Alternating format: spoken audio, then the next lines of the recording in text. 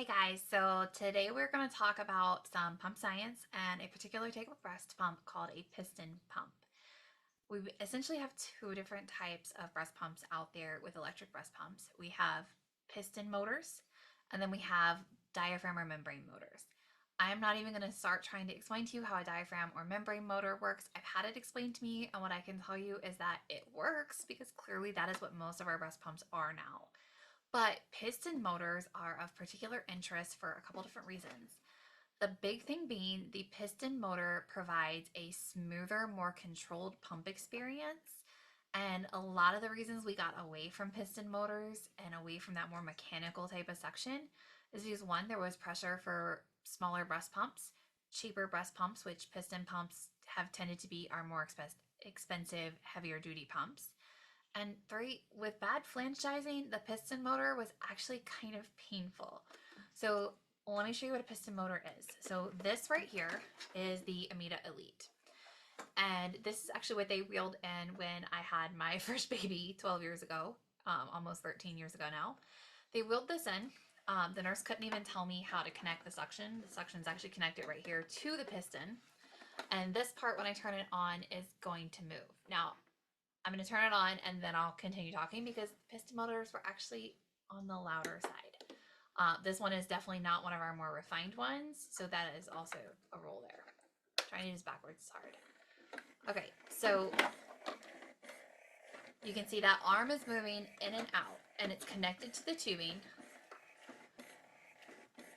Now, what I want you to see is look at how that collapses. It pulls it up, but it doesn't kick it back down. It's a smooth, controlled release. That is going to mean for a lot of people that is really comfortable. It tends to be smooth, no vibration. People liked it. However, when we had not appropriate flange sizes for the vast majority of the actual human breast that had to use these machines, they could also be painful, which meant we had to turn down the suction to the point that it wasn't super effective. As we got some of these newer breast pumps, those companies actually responded and gave us better flange sizing. And we saw that all of a sudden it made those pumps look like better performers. And for some people, the newer pumps are better performers. The Spectra S1 and S2 hit the market and managed to upend a well-established series of, these heavy-duty rental pumps being far superior to portable pumps. It's not that piston motors are inherently better or worse per se, as much as I think this technology was really good, but it was being poorly executed. And now that we have better things, so like when I had that baby almost 13 years ago, they gave me a 25 millimeter flange. There was a silicone insert that could go in it that could take it down to a 21. That was the smallest. I needed smaller. So now, because of other accessories, I can pull this pump down. Now, when I used this pump 13 years ago, I remember being somewhat traumatized. It hurt. It was really painful. It didn't get a lot of milk. When I tried this again, a decade later with a properly sized flange, I was like, oh, it's actually, it's not my favorite breast pump. It's a little slow for me. But then I tried its, much more refined older sister of pumps, which is the Amita Platinum, and that pump is one of my top two on the market. It is a 10-pound behemoth. I'm not going to pull that out today, but it has an internal piston. But that smooth, controlled suction is just really, really effective. Now, we do have some pumps on the market that are piston motors that are personal use. The big ones would be, back here we have the Medela Lactina. That one is a piston. You can see it on the outside. We also have the Arto Calypso back here. The Arto Calypso is a piston motor. That is another pump that I think is kind of underappreciated. I did get a lot of experience with it because I do work within the military community, and that one was a really popular one for a while that a lot of military hospitals were handing out. And it was a strong performer. Again, we had to get flanges of the right size because a piston motor does have that controlled release, and if it's holding onto tissue inappropriately and it's not letting it go, I do think that they're more painful when they're not sized properly. If I wasn't sized properly, I would rather use a membrane pump. But sized properly, I love a good piston motor. Now, in my clinical practice, I recommend piston motors for people who need zero vibration. Piston motors do not produce vibration. I recommend it when somebody has a history of vasospasms, if they have extremely sensitive nipples and are really struggling with that kind of snapback effect we can see with the diaphragm and membrane pumps. In those circumstances, the piston motor technology is far superior. I have pumps like the Amida Platinum that I recommend for low supply moms who are like, I need the best of the best in order to get the maximum amount. That pump, in my clinical experience, has been the best of the best. So that is definitely something I would recommend.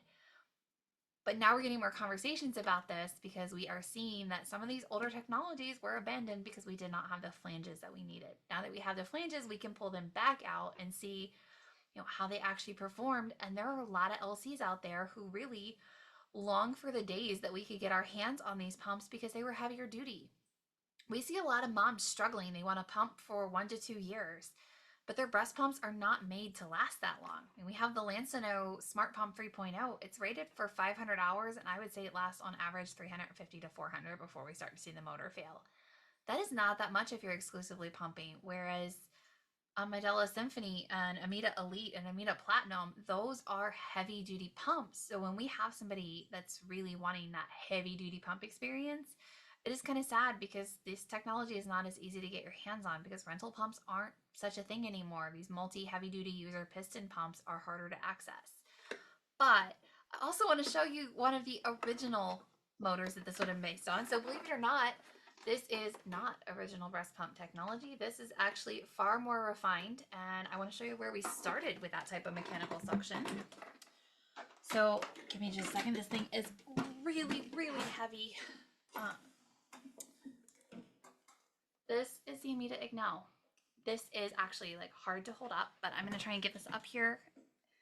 If you look at this suction, look at how they labeled it. It says minimum and normal. But let me show you how it actually works.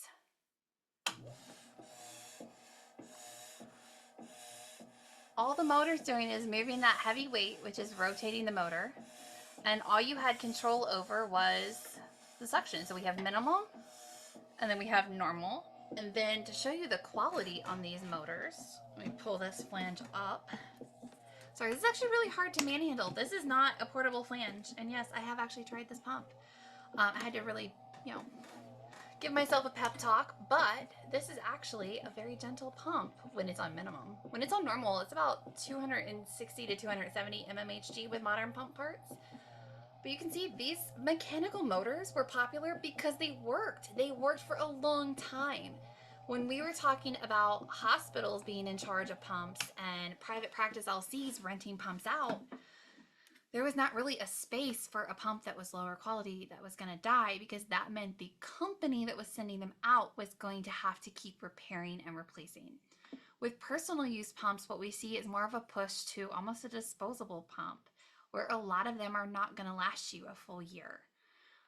So that is why we're talking more about this piston technology. Is this was, older technology. We are seeing now that when we have a world of flanges available, that perhaps our abandonment of this technology was more based on the fact we didn't have the tools to use it properly than the technology itself. So we do have a couple single user piston motors out there. It does exist. The Spectra had one. It was like the Spectra Do or the Spectra 350. I haven't seen it in a couple years. Unimom actually has one that they sell overseas. It's the Unimom Forte. So we might see more of these hit the market in coming years because there is kind of this look back towards the technology to say, has the technology improved? And no, a lot of us would argue it hasn't necessarily improved. It's evolved because of forcing functions in the market that have changed what we were looking for. But there might be room for us to look back at these technologies to help moms who are in a more vulnerable situation or who don't really like modern electric breast pumps to be able to pump more comfortably and effectively. So that is what we're talking about with piston motors. If you have any questions about that, please let me know. Don't get fixated on it though if there's not a piston motor for you, unless you are working with a pumping pro who's like, look, I think we need this. Also, most of you have seen a piston motor before. In case you thought you hadn't, that's Medela Symphony. The Medela Symphony is in fact a piston motor from everything we can tell.